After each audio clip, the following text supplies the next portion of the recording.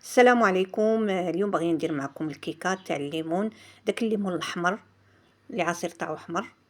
عندي هنا 4 البيضات، كاس تاع سنيده، وكاس تاني مع مرش، رشه الملح. دابا غنزيد كاس تاع الزيت، نفس الكيسان تاع العنبه كبار. عندي كاس ونص تاع عصير تاع الليمون اللي قلت لكم تنقولوا ليه حنا الدمي. عندي هنا ياغورت تاع الفاني تاع الفريز.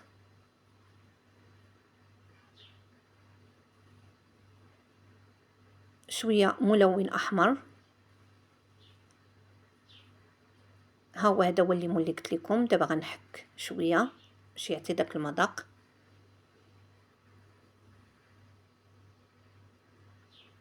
دابا غنزيد ليهم نص كاس تاع الماء عادي. انا زدت شويه اللون الاحمر. دابا غندير 2 معالق كبار تاع الشوكولاته غبره مسوس. صراحه هاد الكيكه تجي زويونه.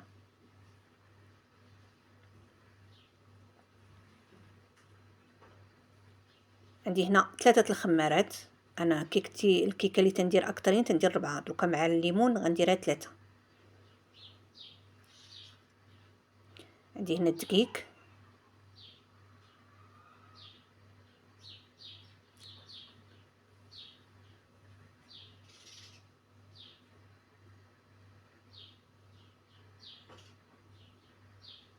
دابا غنزيد الدقيق اللي بقى. انا هنا درت 4 الكيسان تاع العنبه، هما هادو تاع الدقيق عامرين. ثم جات هي هذيك. عندي هاد المول،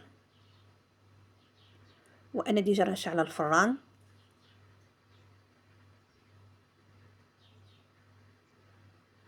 انا ملي تنبدا نصايب الكيكه تنشعل الفران. دابا ندخلها طيب. هاي الكيكه طابت لينا.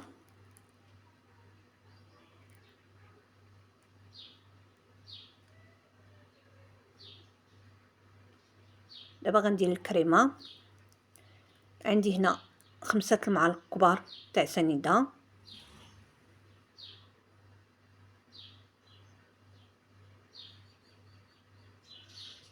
وعندي نص لتر تاع الليمون، و2 معالق كبار عامرين تاع النشا، ونص.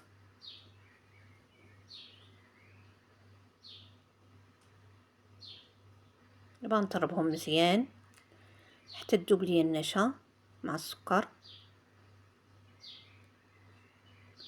غنزيد العصير اللي بقى، وغندير ملون.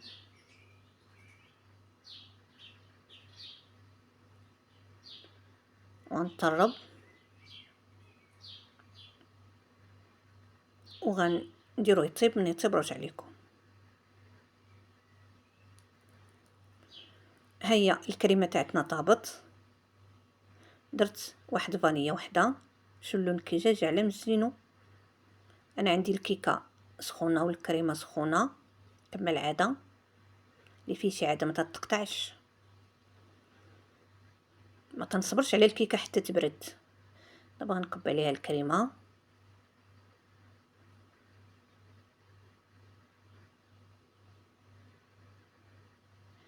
عطاتها واحد اللون رائع بصراحه.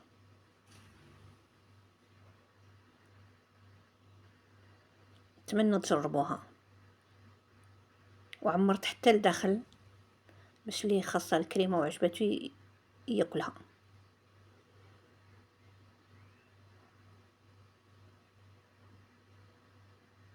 غنخليها تبرد. هاي الكيكه تاعتنا. صراحه ما خليتهاش تبرد مزيان، باقا سخونه.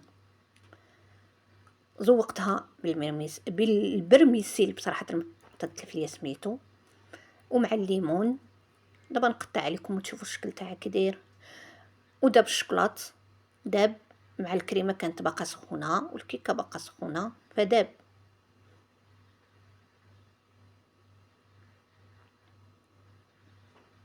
بصراحه هاد الكيكه والكريمه جاو رائعين بصراحه، نتمنى تجربوهم.